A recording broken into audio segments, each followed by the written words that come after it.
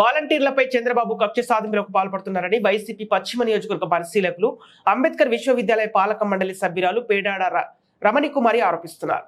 మంగళవారం విశాఖ పశ్చిమ నియోజకవర్గ కార్యాలయం ఏర్పాటు చేసిన మీడియా సమావేశంలో ఆమె మాట్లాడుతూ ఇక వాలంటీర్ వ్యవస్థ దెబ్బతీయాలని చంద్రబాబు చూస్తున్నారన్నారు.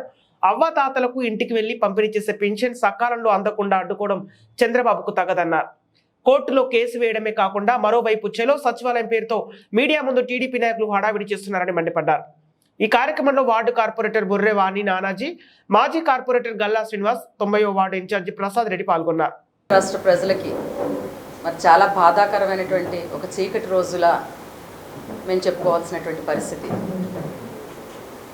రాష్ట్రంలో వాలంటీర్ వ్యవస్థ 2019లో ఆగస్టులో మొదలై ఈ 4.5 సంవత్సరాలుగా చాలా చక్కగా అవ్వా తాతలకి, అక్క చెల్లెళ్ళకి అందరికీ కూడా నేనున్నాను అని చెప్పి జగన్మోహన్ రెడ్డి గారు వాలంటీర్ వ్యవస్థ ద్వారా ప్రతీ నెల 1వ తారీఖున 5 గంటలకే తెల్లవారక ముందే వాళ్ళు ఎవరు లేవకముందే వెళ్ళి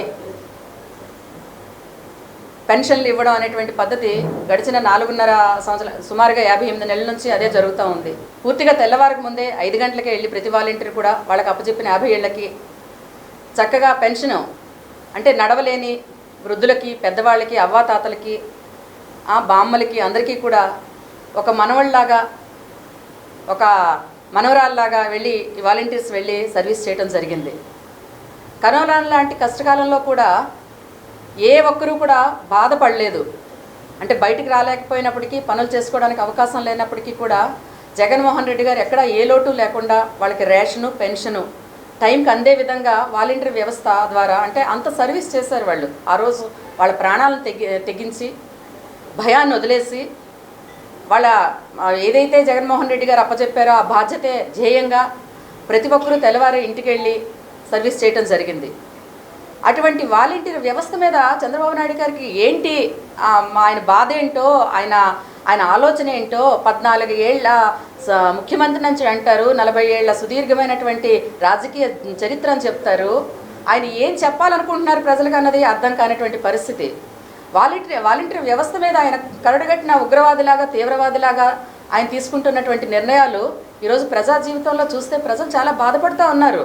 అంటే నిజంగా ఆయనలో ఉన్నటువంటి ఒక ఏమనాలి దాన్ని, ఆయన లోపల మనిషిని చూపిస్తూ ఉన్నాడు. ఇప్పుడే అధికారం రాకముందే, ఆయన ఎలక్షన్ పూర్తిగా జరగకముందే చూపిస్తున్నాడని ప్రజలు భావిస్తున్నారు.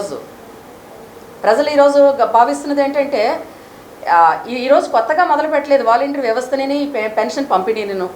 ఇది ముందు నుంచి 58 నెలలుగా జరుగుతున్నదే. ఈరోజు కొత్తగా స్టార్ట్ చేస్తే ఆయన అడ్డుకోవచ్చు.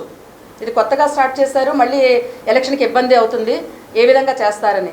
ఈ ప్రస్థానం జరుగుతూ ఉన్నదాన్ని ఈ విధంగా ఆయన అడ్డుకోవటం, దానికేమో ఒక సంస్థ ద్వారా దానికి ఒక పేరు పెట్టారు, సిటిజన్ ఫర్ డెమోక్రసీ అని. ఆ సంస్థ ద్వారా ఫిబ్రవరి 23, 25 తారీఖుల్లో కోర్టు కేసు వేసి నిమ్మగడ్డ ప్రసాద్ గారు చీఫ్ ఎలక్షన్ కమిషనర్గా చేసినటువంటి వ్యక్తి ఈరోజు దీన్ని అడ్డుకునే విధంగా చేయటం అనేది చాలా దురదృష్టకరం. అవ్వాతాతలు నిజంగానే చాలా బాధపడుతున్నారు. పూర్తిగా ఎండలు వచ్చేసినాయి, ఎండాకాలం వచ్చేసింది.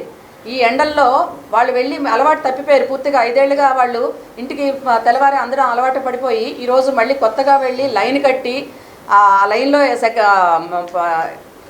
సచివాలయం దగ్గర లైన్లో నిలబడి తీసుకోవడం అనేది చాలా కష్టమైనటువంటి విషయం. వాళ్ళకి చాలా ఇబ్బంది. ఎవరైనా పడిపోయి కళ్ళు తిరిగి పడిపోయో లేకపోతే లైన్లో ఉండి వాళ్ళు ఇబ్బంది పడి ఏమైనా అయితే వాళ్ళకి ఎవరు ఆధారం? మేము అడుగుతున్నాం,